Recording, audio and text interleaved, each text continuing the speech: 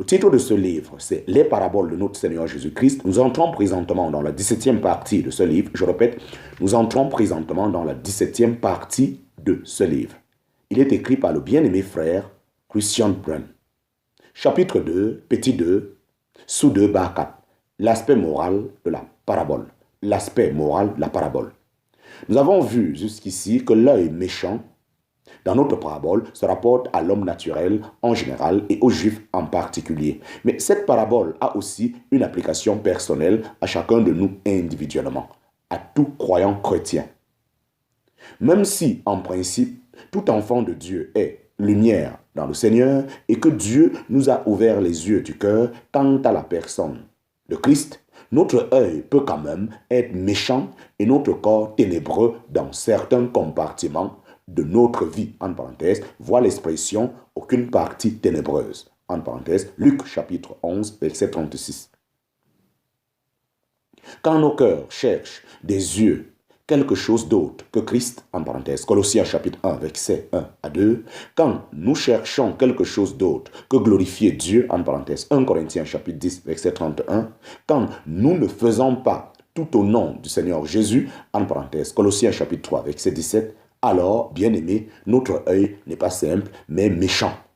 Il s'ensuit que notre corps est ténébreux et nous n'avons pas de lumière à l'égard de la volonté de Dieu dans telle ou telle affaire. Utilisons encore l'image de la chambre obscure, en parenthèse, ou caméra obscura, ancêtre de l'appareil photo, pour représenter nos cœurs. Elle n'a qu'une ouverture. Cette chambre obscure est monoculaire, simple. La lumière qui tombe sur l'ouverture du devant dessine sur la paroi arrière l'objet sur lequel la chambre obscure est dirigée. La loi morale du christianisme est valable pour nous aussi aujourd'hui. La loi morale du christianisme est valable pour nous aussi aujourd'hui. C'est-à-dire, si l'on dirige l'objectif de notre appareil sur Christ, son image se dessinera dans notre intérieur. Cela peut-il signifier autre chose que la lumière et qu'un bonheur indescriptible?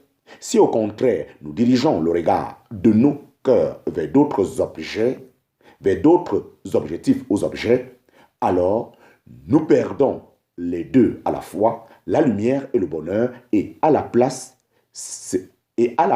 s'étale le trouble, l'absence de paix et l'incertitude quant à la volonté de Dieu dans nos vies. Soyons assurés de ce que, si nous n'avons pas de clarté quant à nos pensées de Dieu, soyons assurés de ce que, si nous n'avons pas de clarté quant aux pensées de Dieu et à son chemin, cela tient d'abord à ce que notre œil n'est pas simple. Souvent, c'est à cause de cela que nous ne pouvons pas discerner la volonté de Dieu parce que nous ne sommes pas prêts à céder en quelques affaires à laquelle nous tenons. Mais Dieu voudrait que notre corps n'ait aucune partie ténébreuse, mais qu'il soit tout entier plein de lumière, comme quand la lampe t'éclaire de son éclat, en parenthèse, Luc chapitre 11, verset 36.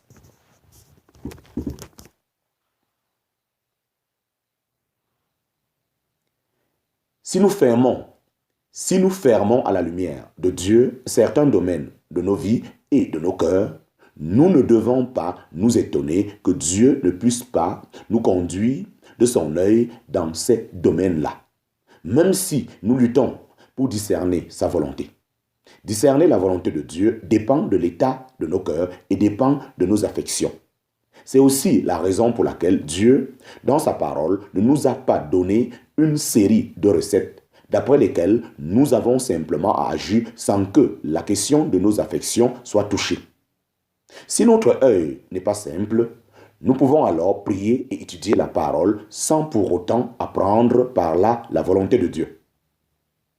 Il n'est pas rare de déjà prendre par avance des décisions, mais de continuer à demander toujours plus que le Seigneur nous montre sa volonté dans l'affaire.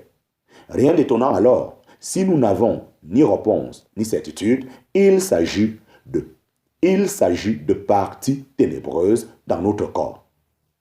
Elles ont leur origine dans ce que nous n'avons pas dirigé notre œil sur le Seigneur Jésus, mais que nous avons eu d'autres objets ou objectifs à côté de lui.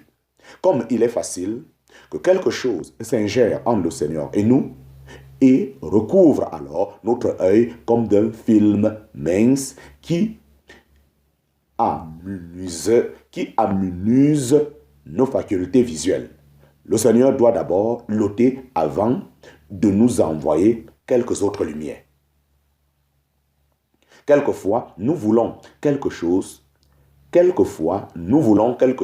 extrêmement fort, trop fort, et cela nous semble très important. Le Seigneur doit alors nous montrer que nous ne sommes rien. Parfois, nous devons simplement rester là où nous sommes et ne rien entreprendre de particulier, mais nous attendre à lui et à ce qu'il agisse. Ou bien, nous cherchons à discerner sa volonté dans des circonstances où nous ne devrions même pas nous trouver. Alors, il n'a rien d'autre à nous dire que de les abandonner au plus vite. Peut-être doit-il aussi nous crier « Réveille-toi, toi qui dors, et relève-toi d'entre les morts, et le Christ luira sur toi. » En parenthèse, Éphésiens chapitre 5, verset 14.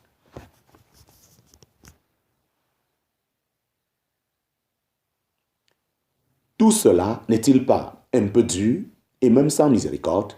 Bien au contraire, Dieu sait que nous ne sommes réellement heureux que quand notre cœur est en contact permanent avec Christ. C'est une grâce quand il met à jour ce qui s'oppose à des révélations intimes avec lui. Et ne serait-ce pas alors un manque de miséricorde et même de l'injustice si ceux qui marchent à distance de lui, il les mettait au secret de ses pensées au même degré que ceux dont les yeux sont simples et dirigés sur Christ? Que nous puissions dire avec Paul, mais moi, je fais une chose, en parenthèse, Philippiens chapitre 3, versets 15 à 14. Ce serait l'expression d'une vraie simplicité de cœur et des milliers de choses ne disparaîtraient-elles pas de notre vie si nous nous demandions si nous pouvons les faire au nom du Seigneur Jésus et pour la gloire de Dieu? Nous devions peut-être, nous, créatures de Dieu, prendre quelquefois les fleurs comme exemple. Le Seigneur s'en est aussi servi comme moyen d'instruction. Il y en a en parabole, entre parenthèses, par exemple,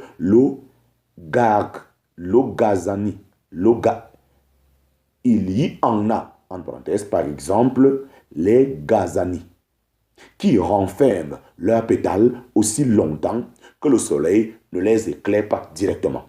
Dès que la lumière du soleil les éclaire, elles s'ouvrent entièrement au soleil et à sa chaleur et découvrent leur beauté florale. Faisons de même.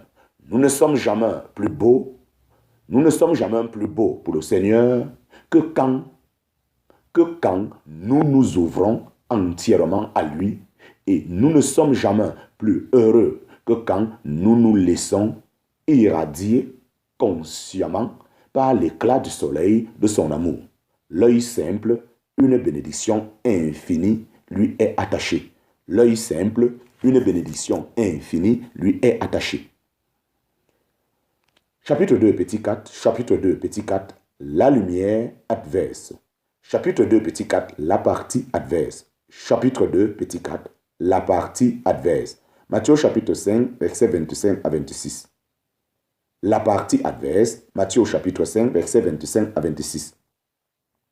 Après avoir parlé dans le discours sur la montagne de la nécessité de la réconciliation entre frères, le Seigneur poursuit cette pensée de base et l'élargit sur la petite parabole suivante.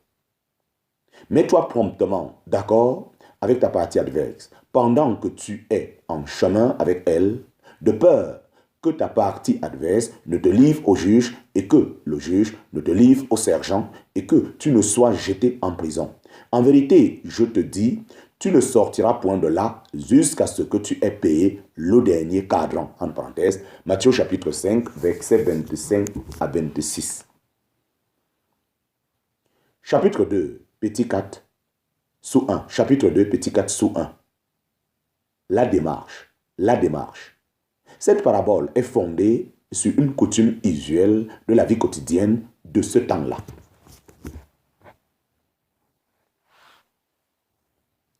Le Seigneur fait allusion à un litige entre deux parties et il s'appuie sur la loi romaine en vigueur en Israël à l'époque.